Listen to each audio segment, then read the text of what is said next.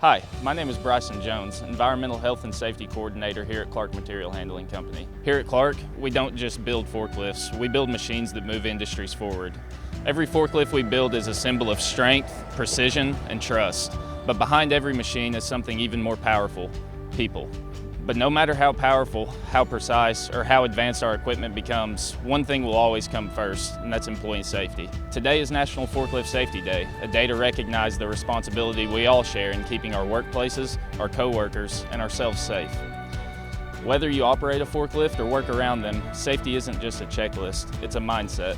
It's about being alert, communicating clearly, and never cutting corners, because one decision can protect a life. Forklifts move our business forward, but safety, that's what keeps it running strong. So today and every day, let's commit to safety together. Thank you for joining us for National Forklift Safety Day. And remember, safety starts with all of us. Stay safe.